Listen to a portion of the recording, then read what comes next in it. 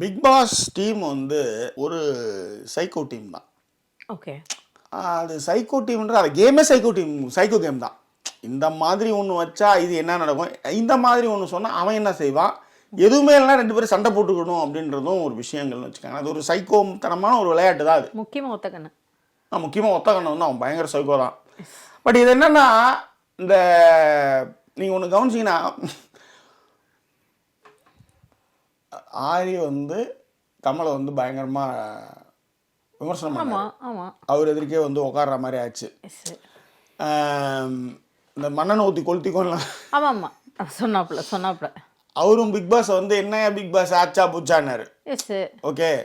So அந்த மாதிரி நீங்கள் பிக் பாஸை வந்து நீங்கள் ஒரு கட்டத்தில் விமர்சனம் பண்ணியிருக்கலாம். என்ன அதெல்லாம் கடைசியில் வந்து அந்த மாதிரி விமர்சனம் பண்ணவங்களே அதில் பார்ட்டிசிபேட் ஆகிருப்பாங்க. கண்டிப்பாக.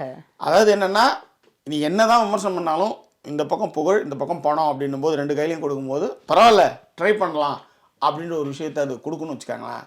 ஸோ அந்த மாதிரி விமர்சித்தவர்கள் பண்ணவங்க போனவங்க எல்லாருமே அது உள்ளாரெலாம் போயிருக்காங்க. அதெல்லாம் பார்த்துருக்கோம். அதனால தான் வந்து சைக்கோத்தனமான ஒரு ஆள், அதுவும் முக்கியமாக ஒத்தக்கண்ண சைக்கோத்தனமான ஆள் அப்படின்னுவேன். ஸோ இப்போ இந்த சீசன் 8ல் அந்த மாதிரி ஒரு சைக்கோத்தனமான வேலையை ஒன்று பண்ணியிருக்காப்புல. அது என்னென்னா, ரவீந்திர சந்திரசேகரன் அவர் வந்து தயாரிப்பாளர். அவர் வந்து இந்த பிக் பாஸ்க்கு வரதா இருக்குது. அதை பற்றி எதாவது ஏற்கனவே சொல்லிட்டோம், டைட்டிலே இருக்கும். இதுக்கப்புறம் அதை உருட்டி தான் ஆகணும். கண்டிப்பாக. ஸோ உருட்டுறது என் கூட சேர்ந்து வந்திருக்காங்க. ஆமாம், சரி, ரெண்டு பேரும் சேர்ந்து கொஞ்சம் உருட்ட போகிறோம். அதனால் லைக் கமெண்ட் ஷேர் பண்ணுங்கள். இப்போ கொஞ்சம் விரிவான விமர்சனத்துக்கு ஸ்டே டியூன் வித் அஸ்.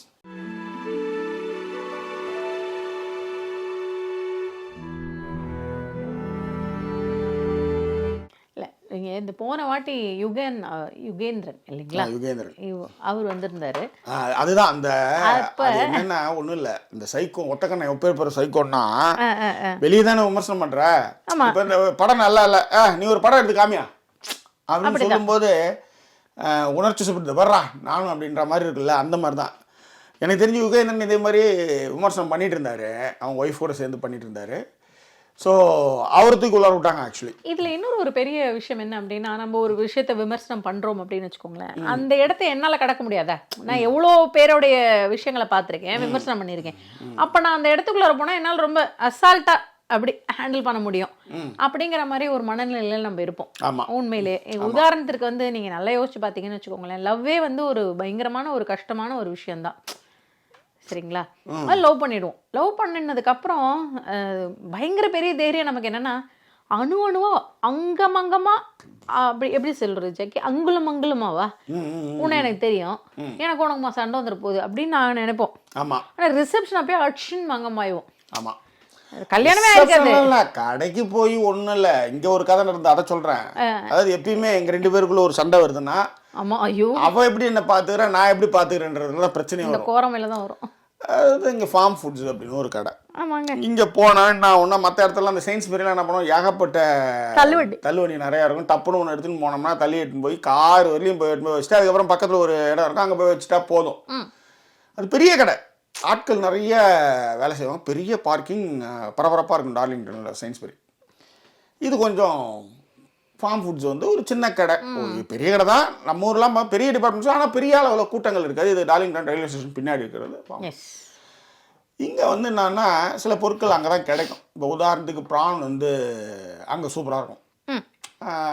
அதனால் அங்கே வாரத்துக்கு ஒரு வாட்டி வாங்கிட்டு வரதுக்கு போனால் என்னாகும், மற்ற பொருள்லாம் வாங்கும்போது என்னாகும், இந்த கையில் எடுத்துகிட்டு போவோம்ல நம்ம கூட, அந்த மாதிரி இரும்பில் வச்சுருப்பாங்க, அதை கையில் தூக்கிட்டு போகணும். நான் சம்டைம்ஸ் வந்து நிறைய ஆயிடுச்சுன்னா அது தூக்கிட்டே சுற்றணும்.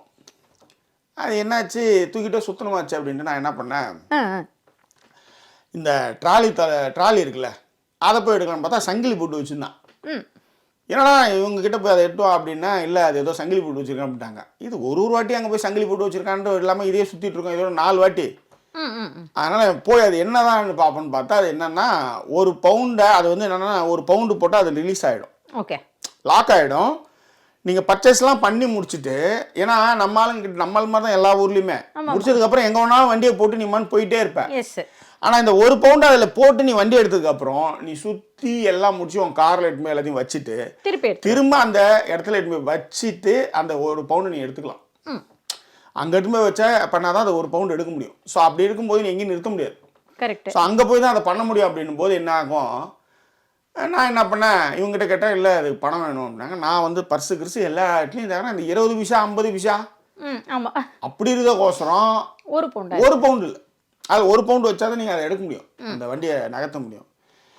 1 பவுண்டு இல்லையா அப்படின்னதுமே நான் என்ன பண்ணேன், எனக்கு ஒன்றும் இல்லை, இவங்க தூக்கிட்டு நடக்கணும் நானும் தூக்கிட்டு நடக்கணுன்றதான் செஞ்சது. அதாவது நல்லது செய்யணும்னு நினச்சது தான். 2 50 பைசாவை எடுத்து போய் கவுண்டரில் கொடுத்து 1 பவுண்டு எடுத்து வந்து அதை எடுக்கலான்றதான் என்னோட பிளான். இவங்க உடனே இவங்க எப்பயுமே இவங்களுக்கு தான் எல்லாம் தெரிஞ்சு ஏகமரமாச்சேன், இதில் இந்த 50 பைசா வைக்க முடியாது, இது 2 வைக்க முடியாது அப்படின்னு சொன்னாங்க. எனக்கு கடுப்பாயிடுச்சு.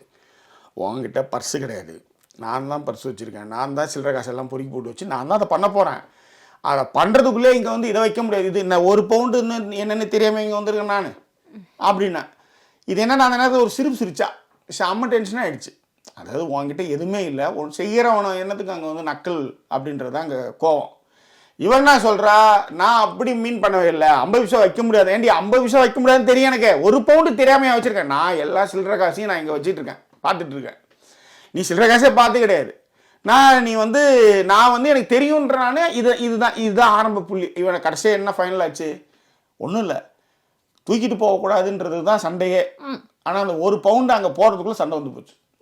எது இந்த 1 பவுண்டு 50 பைசாவில் வைக்க முடியாதுன்னு சொன்னது இல்லை, நான் அந்த டோனில் சொல்ல, நான் அதை வந்து ஒரு காமெடியாக சொன்னேன்னு அவங்க சொன்னாங்க. இல்லை எனக்கு வந்து அது சீரியஸாக படிச்சுன்னு நான் சொல்லி அப்புறம் வாழ்ந்தாகணும் இல்லை, அப்புறம் என்ன பண்ணுறதுன்னு அதை தூக்கி போட்டு சொல்கிறது என்னென்னா, இப்போ ரீசெண்டாக ஏதோ ஒன்று செஞ்சீங்க, எனக்கு ஒரு நல்லது பண்ணீங்களே, டிக்கி பூட்டை வந்து இப்படி திறந்து வச்சுட்டு, இது அதை விட கொடுமை. நம்ம ஆள் தெரியும் அவங்க ஹைட் என்னன்ட்டு.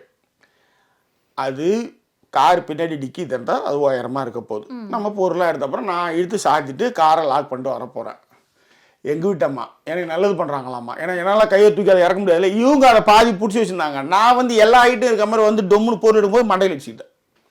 கேட்டால் என்ன சொல்கிறாங்கன்னா, உங்களுக்கு நல்லது செய்கிறதுக்காக தான் பிடிச்சி வச்சுருந்தேன். இது ஏதாவது ஒரு லாஜிக் இருக்கா? இல்லை, லாஜிக் என்னென்னா, இவங்க கார் உள்ளார உட்காந்துருந்தாங்க. எனக்கு எப்போவுமே யூஸ்வலாக பூட்டு திறக்க வராது.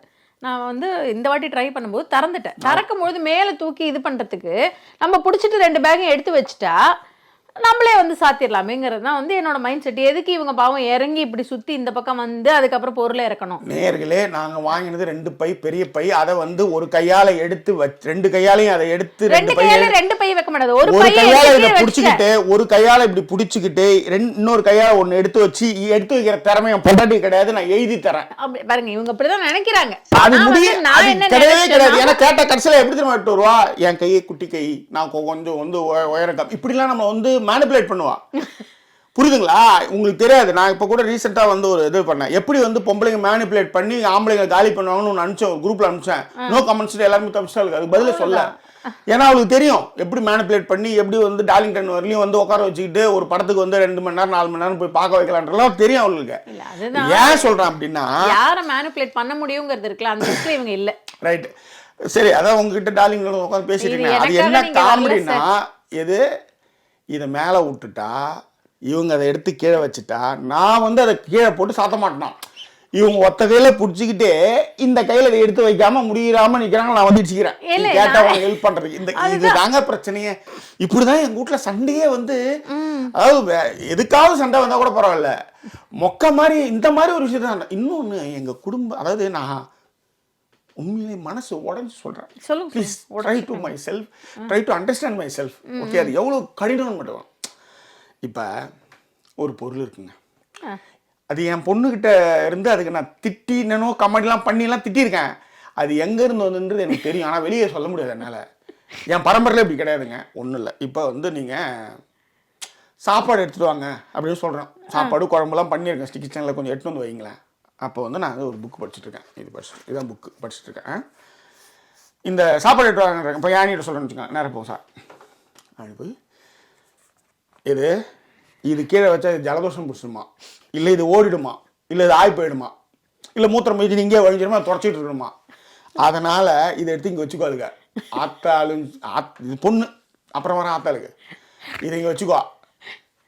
இது இப்படி பிடிச்சிட்டு வருவா குழம்பு, இப்படி பிடிச்சிட்டு வருவா சாப்பாடு, இப்படி எடுத்துட்டு வருவா டாப். ஆனால் அப்போ சொல்லுவேன், யாழினி நான் என்ன சொல்கிறேன், அப்பா இந்த புக் இருக்குல்ல, அது லூஸ் மோஷன் கிடையாது, கழுவி போகிறதில்ல, ஓட போகிறதில்ல, சப்ஜெக்ட் இது எடுத்துகிட்டு ஓரமாக வச்சுட்டு 2 கையில் எடுத்து வரும்போது சேஃப்டி இருக்கும். சூடாக எடுத்து வர காலைகளில் ஊற்றிக்குவேன், இதை வச்சுட்டு என்ன அப்படின்னா அது என்னன்னு சொல்லி பார்த்தேன் தலைவர். அது இது இப்படி இருக்கும். அது என்ன கருமம் என்ன கையில் இருக்கோ சீப்பு சீவிட்டே இருக்கான்னு வச்சுக்கோங்களேன். சீப்பு கக்க என்ன கருமத்துக்கு அது இங்கே இருக்குதுன்னே தெரியாதுங்க. It's very difficult to live. Okay, இந்த கருமம் பிடிச்ச பழக்கம் யாருக்கிட்ட இருந்து வந்ததுன்னு பார்த்தா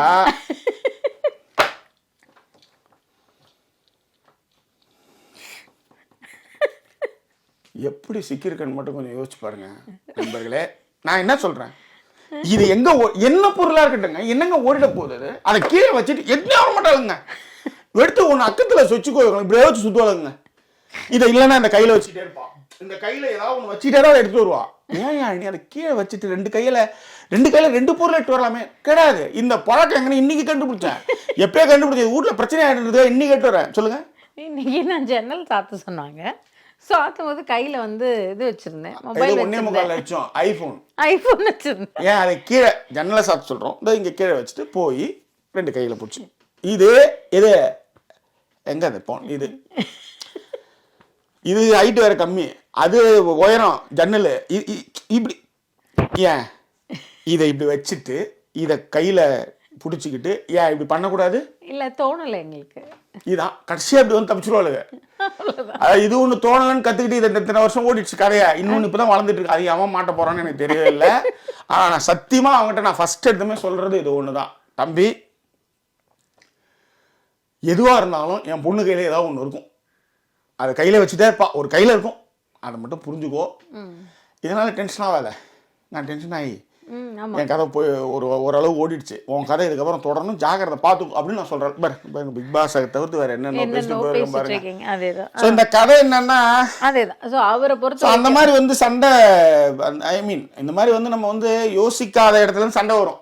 நாம நினைச்சிட்டு இருப்போம் நாம எல்லாம் மனமொத்த தம்பதிகள், அவர்களுக்குள்ள என்ன ஐயோ இப்படி ஒரு வாழ்க்கை வா நமக்குள்ள தெரியும். ஆனா அதுதான் இது என்னன்னா, இந்த சந்தைகள் எல்லாமே 10 பைசா பிரயோஜனம் இல்லாது. எல்லாம் இந்த ஊர் பக்கம் சொல்லுவானுங்க, எங்க ஊர் பக்கம்லாம் சொல்லுவாங்க, நீங்க சொல்லும் வெண்ணெய் தொட்ட கையில ஷூ தொட முடியாது, தொட்ட கையில வெண்ணெய் தொட முடியாதுன்ற மாதிரி சொல்லுவாங்கன்னு வச்சுக்கோங்க. அந்த மாதிரி ஏதாவது ஒரு இது இந்த கையில தொட்டா அதை தொட மாட்டேற மாதிரி ஏதாவது கையில ஒண்ணு வச்சுட்டு அந்த மாதிரிலாம் அது சரி விடுங்க. அது இப்ப நம்ம என்ன நினைச்சிருப்போம், நம்ம என்ன நினைப்போம், பிரிச்சு மேய்ஞ்சிரும், நான் போனேன் பிரிச்சிரும் அப்படின்னா. ஏதோ இந்த டாக்டர் படத்தில் சொல்லுவாங்க தெரியுமா, எங்க வந்து நீ திருக்க பத்தி அப்படின்ற மாதிரி அந்த வலை வீசி உள்ளார போறப்பதான் நம்ம யுகேந்திரனே என்ன மாதிரி பாடுபட்டாருன்னு உங்களுக்கு தெரியும். ஏன்னா அவரு வெளில வந்தோடனே அவரே வந்து ஒரு ஸ்டேட்மெண்ட் தான், நம்ம உள்ள வெளியில இருந்து பாக்குற மாதிரி உள்ள இல்லைங்க, ஒண்ணும் இல்ல. ஏன்னா உள்ள நீங்க வந்து எந்த ஒரு ஒண்ணும் இல்லைங்க, வெளியில கேமரா இல்ல, உள்ள கேமரா இருக்கு, வித்தியாசம் அவ்வளவுதான். நீங்க பேசுற ஒரு வார்த்தைகளும் எடுத்துக்கொள்ளப்படும். அதுதான். சோ நம்ம ரியாக்ட் பண்ற மாதிரி வந்து ரியாக்ட் பண்ண பாருங்க, ஜன்னலையே சாத்த முடியல என்னால அந்த ஒத்த கை வச்சுட்டு அப்படின்னா கோமா சொல்ல முடியாது. அங்க எத்தனை தடவை அதே தப்ப திரும்ப திரும்ப பண்ணாலும் கோமா சொல்ல முடியாது. வச்சுட்டு தான் செய்யண்டா அப்படின்னு சொல்லலாம். இல்ல தானே வந்து அதை சொல்லி சொல்லி மாலை விழுந்த அந்த காலை நக்கி நக்கி சொன்னாலும் அது நடக்காது. பாருங்க இப்பயே எனக்கு எவ்வளவு பாத்தீங்களா இதை நீங்க நான் இப்ப நீங்க என்ன செஞ்சாலும் என்ன ஆகும், கோவம் தானே அந்த இடத்த வந்து நிக்கும். வச்சுட்டு செய்டா, ஹே அந்த செல்போனை கீழே வச்சுட்டு ஜன சாத்துற. இதை 27,000 முறையில் மாடுலேஷன்ல டாக்டர் திவாகர் மாதிரி நீங்க வந்து பர்ஃபார்மன்ஸ் பண்ணாலும் அங்க கதை எடுபடாது. அப்படிதான் அக்கள். ஆனா வந்து பாக்குறவங்களுக்கு அதுதான் தெரியுங்கிறதுக்காக சொல்லலாம். சோ இதுதான் வந்து ரியாலிட்டியாக மாறிடுச்சு. உங்களோட அந்த 27,500 தடவை சொல்லும் போது 501வது தடவை நீங்க கோபப்பட்டீங்கன்னா டக்குன்னு எடுத்து வச்சுக்கணும். சோ வந்து அப்படிதான் அங்க கேமரா. அண்ட் மோர் ஓவர் நீங்கள் கம்யூனிகேட்டே பண்ணாத ஒரு ஆளாக இருக்கும் பட்சத்தில் யாரோ வரும்பொழுது உங்களுடைய கம்யூனிகேஷன் நீங்கள் இப்போ ஃபார் எக்ஸாம்பிள் இதே விஷயத்தை எடுத்துப்போம். ஜாக்கி வந்து அவங்களுக்கு தெரிஞ்சு போச்சு 27,500 தடவை சொல்கிறேன், அதுக்கப்புறமும் நான் சொல்லுவேன் அப்படிங்கிற மாதிரியான நடக்காதுன்றதுனால நான் சொல்றதே கிடையாது. இல்லை ஜாக்கி, நான் இது ஒரு எக்ஸாம்பிளா சொல்றேன். அதாவது நீங்கள் சம்டைம்ஸ் அது மிங்கிள் ஆகும்போது அதுதான் நீங்கள் எல்லாத்தையுமே தவறாக எடுத்துக்கிறது தான் பிரச்சனையாக இருக்கு பாருங்க. ஸோ அத்தனை தடவை சொன்னாலும் கூட என்ன அப்படின்னா, ஜாக்கியை பொறுத்த வரைக்கும் சுதா இப்படி அப்படிங்கிறது தெரியும், அதனால வந்து நான் அதை அட்ஜஸ்ட் பண்றேன், ஸோ வாட் அப்படிங்கிற மாதிரியான ஒரு மனநிலைக்கு வந்துருவாங்க. ஆனா உங்க கூட வேற வேற இடங்கள்ல இருந்து வர எல்லாரும் உங்களை அட்ஜஸ்ட் பண்ணிக்கணும்னு அவசியமே கிடையாது. நீங்க செய்யற பாடி லாங்குவேஜோ, நீங்க பேசுற வந்து விதமோ ஏதாவது ஒரு விஷயம் எல்லாரும் அட்ஜஸ்ட், இப்போ வீட்டில் இருக்கிறவங்கன்னா அவன் அப்படிதானே அப்படின்ட்டு போயிடுவாங்க. என்னம்மா இப்போ அப்பா வந்து நம்மளை திட்டுறா கையில் வச்சுட்டு வந்ததுக்கு அப்படின்னு சொன்னால் இப்போ யாழினி என்ன செய்யும், அப்பா அப்படி தாண்டா கோச்சுப்பாங்க அப்படின்னு நானும் சொல்லிடுவேன். அப்பா கோவம் வருண்டா, அதுக்கப்புறம் சரியாயிருவாங்க. கீதை போல காதல் மிக புனிதமானது, கோதை நெஞ்சில் ஆடும் இந்த சிலுவை போன்றது, வாழ்விலும் தாழ்விலும் விலகிடாத நேசம், வாலிபம் தென்றலாய் என்றும் இங்கு வீசும், ஏன் மயக்கம் ஏன் தயக்கம், கண்ணாவா இங்கே. ஸோ அந்த மாதிரி இதில் இன்னொரு தொழில் ரகசியம் இருக்கு மேடம். சொல்லுங்க சார். நீங்கள் ஏதாவது ஒன்று நடக்கிறத நீங்கள் எடிட் பண்ணி போடலாம். இப்போ ஒன்றும் இல்லை, இவர் பேர் என்ன, ரவீந்திரன் இல்லை அதுக்கு முன்னாடி யார் சார், திவாகர் இல்லைங்க, அதுக்கு முன்னாடி பிக் பாஸ். யாரை பற்றி பேசிட்டு இருந்தோம்? ரவீந்திரன் அவர். அவருக்கு முன்னாடி யார் வந்து உன்னார போனது? அவருக்கு முன்னாடி பிக் பாஸ், இவர் யுகேந்திரன் அவர். கண்ணு ஒத்த கண்ணு எல்லாம் சொல்லுங்க. யுகேந்திரன் சொல்லாதீங்க. நீங்க ஒண்ணு கேக்கும்போது நீங்க தானே யுகேந்திரன் சொன்னீங்க. ஆமாங்க, அதுதான் ரைட். விடுங்க உங்களை. அதாவது யாரு கரெக்டா ரீல்ஸ் தான் பார்த்தேன். சூர்யா வந்து ஜாடையிலே செய்வார், டக்கு டக்குன்னு பதில் சொல்லிட்டே இருப்பாங்க. யார் இந்த அவ்வளோ பக்கா அந்த இது ஆர்யா ஒய்ஃப்னு நினைக்கிறேன். ஐ திங்க் டக்கு டக்குன்னு சொல்ல சொல்ல பதில் சொல்லிகிட்டே இருப்பாங்க. அந்த மாதிரி ஏதாவது 101 அமையும். ரைட். அவர்தான்.